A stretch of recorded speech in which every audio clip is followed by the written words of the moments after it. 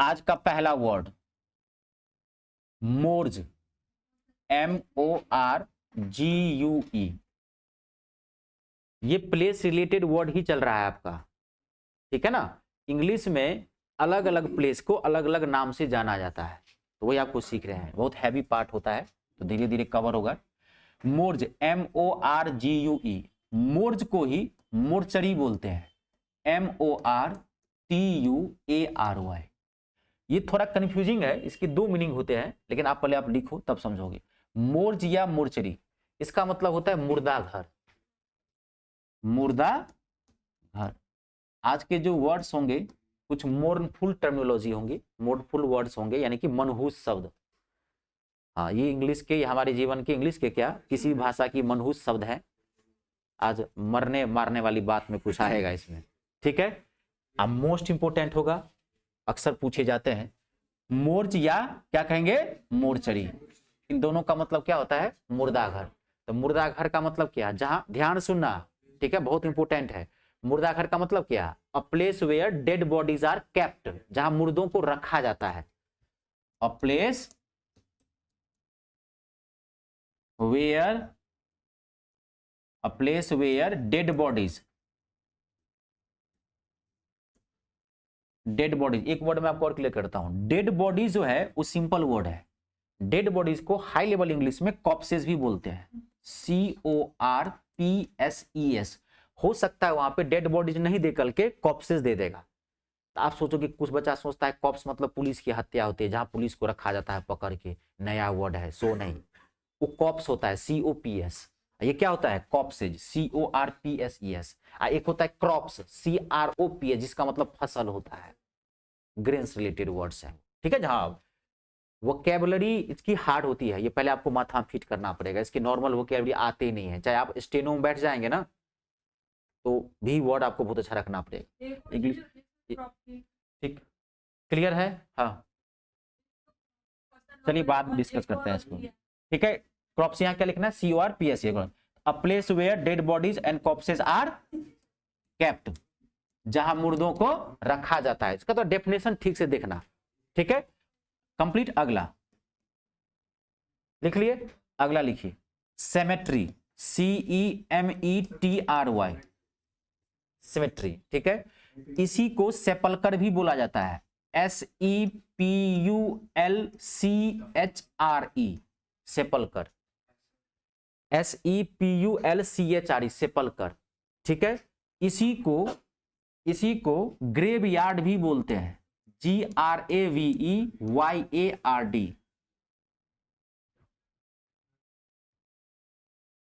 एक मिनट जाना, यहां क्या लिखा स्पेलिंग था देख लेता हूं, CEMETRY, सेपलकर, ये S है, SEPULCRE, ये H मत लगाना, CRE, सेपलकर। ग्रेवयार्ड, हाँ ग्रेवयार्ड लिख लिया ना। Burial ground, BURIAL, burial ground,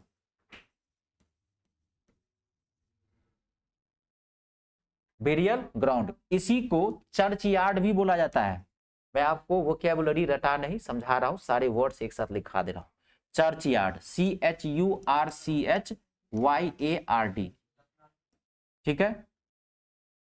तो इन सारे वर्ड्स के मतलब सेम है, ये सिनोनिम है। कितनी बार पूछा जाता है सिमेट्री का सिनोनिम, सेपलकर का सिनोनिम, ठीक है, जो भी दे देगा, ग्रेव वार्ड, बेरियल ग्राउंड दे देगा, ये सब तो नॉर्मल वर्ड में आता है, चर्च यार्ड, ठीक है। इस सब का मतलब क्या होता है, जहां मुर्दों को दफनाया जाता है, कब्रिस्तान, कब्रिस्तान, जहां मुर्दों को दफनाया जाता है। A place where dead bodies are buried, a place where dead bodies are, क्या लिखोगे, आर बेरीड, BURIED। बेरी मतलब होता है दफनाना, जमीन के अंदर गाड़ना, ठीक है। A place where dead bodies are buried, buried मतलब दफनाना। ध्यान से देखना, वहां रहेगा बर्न्ट, वहां रहेगा कैप्ट, वहां रहेगा एग्जाम्ड। BURIED, बेरी मतलब होता है दफनाना, BURY, उसी से बना है थर्ड फॉर्म बेरीड। बेरी मतलब क्या होता है, दफनाना, किसी चीज को जमीन के अंदर गाड़ना। अब अगला नेक्स्ट लिख लिए हैं, क्रीमेटरी, CREMATORY,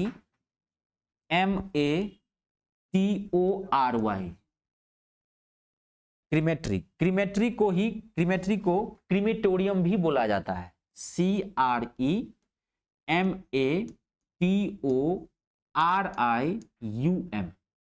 क्रीमेटोरियम। ठीक है, तो इसका मतलब होता है जहां मुर्दों को जलाया जाता है। तो कहां जलाते हैं? शमशान घाट में।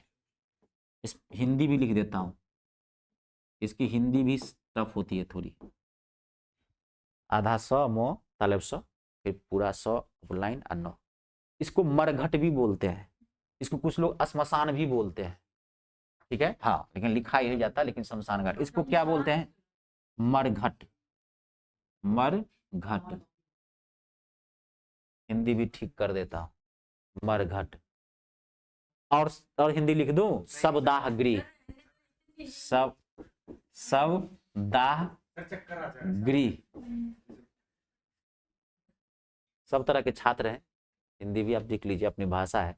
मैं चाहता हूँ हिंदी आप लोगों के जीन से न जाए, ऐसे तो आप लोग भगा ही दे। क्लियर है? हाँ, शवदाहगृह लिख ली, शवदाहगृह। तो आप क्या लिखेंगे इसको? जहां पे मुर्दों को जलाया जाता है। अ प्लेस वेयर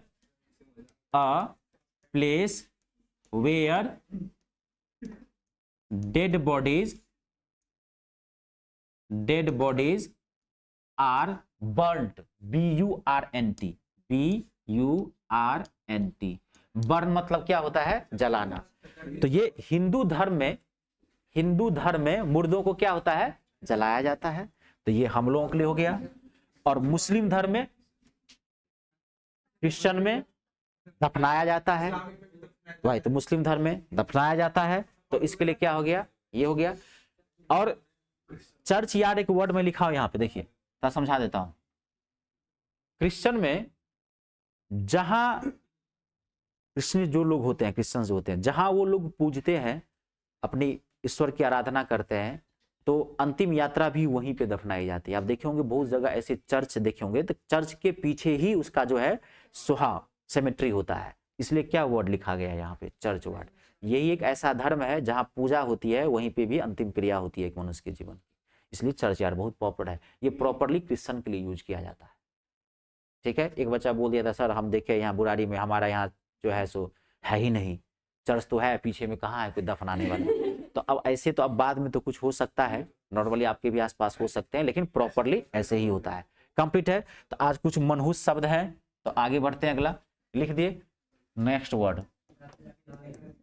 अगला, हाँ जाके नहा लेना सब, आज सारा, हाँ आज अंतिम क्रिया सारा कर देंगे, 12वीं 13वीं 14वीं सारी, या चौथी सब आज कर लो जो करना है सो। अगला, ठीक है, ओबिचुरी, OBITUARY। ओबिचुरी मतलब होता है शोक संदेश, शोक संदेश।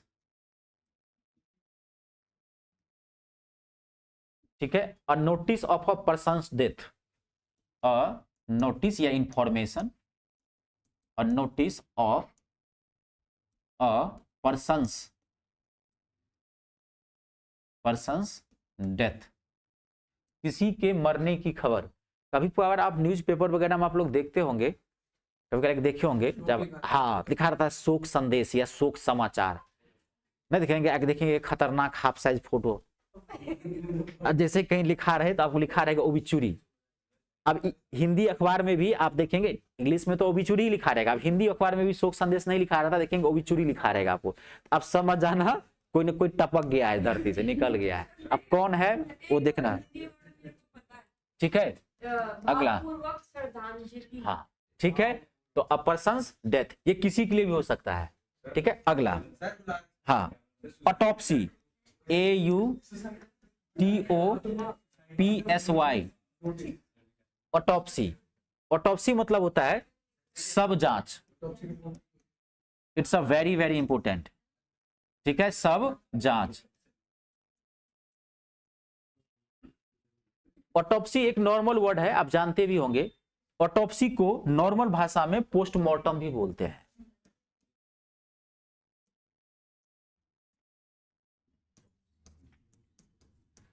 Postmortem, POSTMORTEM, postmortem. तो ये तो नॉर्मल हो गया, इसका सिनोनिम हो गया। ऑटोप्सी को क्या बोलते हैं? पोस्टमार्टम, लोग जानते हैं। अब इसका डेफिनेशन हो सकता है ये ना दे, आपको डेफिनेशन भी दे सकता है, समझ गए? तो डेफिनेशन भी इसका लिख लीजिए। An examination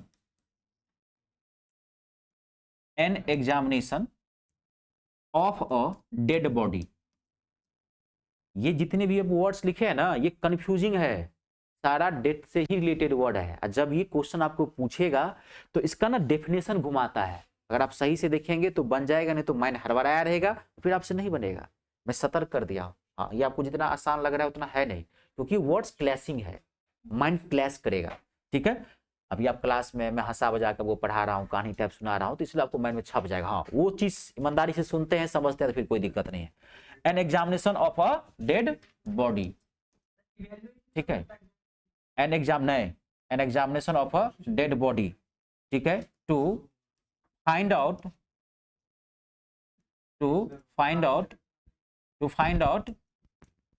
the cause of death. जो पोस्टमार्टम होता है उसमें क्या क्या आता है? जब कोई आदमी आता है तो पहले उसको मोर्ज में ले जाते हैं। अगर किसी व्यक्ति की हॉस्पिटल में मृत्यु होती है तो मृत्यु ले जाने के बाद एक आपका पर्चा बनेगा। पर्चा बनाने के बाद डायरेक्ट लाश को कहाँ रखा जाता है? मोर्ज में, मुर्दाघर। अब मुर्दाघर के कुछ नहीं पूछेगा, वहां तो भेड़ बकरी टाइप लाश रखी रहती है।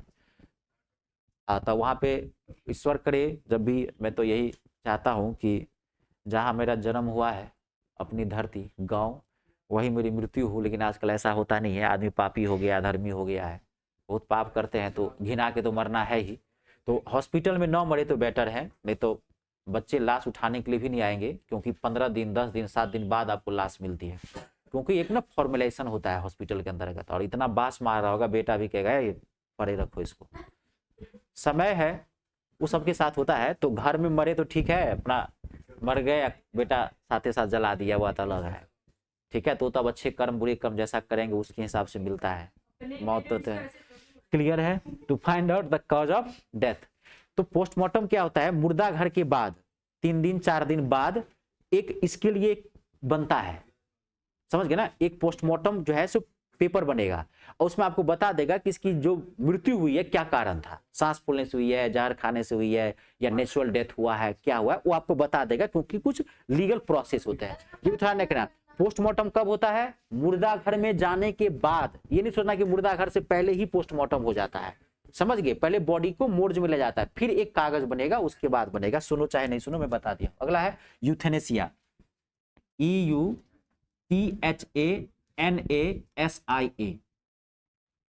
यूथेनेसिया।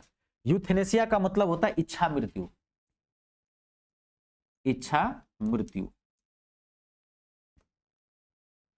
यूथेनेसिया, इच्छा मृत्यु। It's a very very important word. इसको नॉर्मल में खुदकुशी नहीं, इच्छा मृत्यु, इसका मतलब समझ लेना, इच्छा मृत्यु। इसको नॉर्मल में मर्सी किलिंग भी बोलते हैं, MERCY, मर्सी किलिंग, KILLING, इच्छा मृत्यु, ठीक है, मर्सी किलिंग भी बोलते हैं। क्लियर है? तो ये हमारे देश में भी अलाउ है, लेकिन ये rare of the rarest case में आता है, ठीक है। हमारे देश में भी अलाउ है, और लेकिन ये रेयर ऑफ द रेयरेस्ट होता है। कभी कभार ऐसे घटना हो गई तो दिया। इच्छा मृत्यु का मतलब क्या होता है कि इसके लिए आपको अगर मान लीजिए कोई ऐसा, मान लीजिए कोई व्यक्ति जो असहनीय पेन से, समझ रहे कि नहीं, करा रहा है, अब उसको ये लग रहा है कि हम अब मर जाए तो अच्छा है जीवन से, इस मान लीजिए जिंदगी से एक, आप पहले पूरा सुन लीजिए, ठीक है जी। हाँ, इस जिंदगी से अगर हम मतलब चले जाए तो अच्छा है, असहनीय दे, कुछ लोग बहुत अत्यंत पीड़ा होती है, वो चाहेगा मर जाए, कहता है भगवान जगह दे दे, जगह दे दे, ठीक है। ऐसे कई लोगों के साथ होता है। तो कुछ लोग इसमें ऐसे होते हैं जो आप मर्सी किलिंग का जो है, जो इसका एप्लीकेशन है वो आप दायर कर सकते हैं राष्ट्रपति के अंतर्गत, जो राष्ट्रपति का जो अपना ऑफिशियल होता है वहां पे। तो ये ऐसे हमारे देश में सुनवाई नहीं की जाती है, क्योंकि इसकी समाज में गलत संदेश फैलता है। बात को समझ गए? लेकिन अगर वो नोटिस कहीं संज्ञान लिया गया और सरकार को लगा, एक टीम आती है डॉक्टर की, अब उसको लगता है कि नहीं सही में वास्तव में इसके लिए जीवन क्या है, नर्क है, तब आपको एक इंजेक्शन दे देगा, और वो ऐसा इंजेक्शन होगा जो स्वर्ग की प्राप्ति होगी, आपको पता नहीं चलेगा कब आपको मौत आ गई। लेकिन ऐसे ये हमारे देश में नॉर्मली नहीं होता है। रेयर ऑफ द रेयरेस्ट है। आई बात समझ में? ये सब के लिए नहीं था, तब तो कहेगा सब, जो मान लीजिए जो भी बूढ़ा है सब मर रहा है, कहेगा हम मर जाएंगे, सब दायर कर देगा, 2 लाख फाइल तो रजिस्टर हो गया, मरवाते रहो डॉक्टर बाब। अब देश तरक्की क्या करेगा, मरवाते रहे सबको, इंजेक्शन लेके डॉक्टर घूम रहा है, जो उधर है वो अलग हो गया इंजेक्शन, कौन कौन है बोला, कौन कौन जाना चाहता है, ऐसे नहीं होता है, समझ गए? हाँ, इसके लिए परमिशन लेने पड़ती है, बहुत बड़ा प्रोसेस होता है। डॉक्टर जब कह देगा तब कहे कि नहीं इसके लिए ठीक है, मौत ही इसकी अच्छी है तभी। तो अब इसका डेफिनेशन एक तो मर्सी किलिंग रहेगा, अब इसका आप लिख लेंगे ऑफ पेनलेस डेथ, ये भी दे सकता है, या तो पेनलेस दे देगा, of painless death, painless death, ठीक है, from an incurable disease, a painless death from an incurable, INCURABLE, incurable disease, DISEASE, incurable मतलब असाध्य, मतलब जिस बीमारी का इलाज संभव नहीं है उसे बोलते हैं इनक्यूरेबल। बात को समझ गए? क्लियर हो गया? ये कुछ थे आपके मनहूस वर्ड्स, क्लियर है? तो आज के लिए इतना ही रहने देते हैं, आज वो कैलोरी में ज्यादा नहीं, ठीक है? हाँ।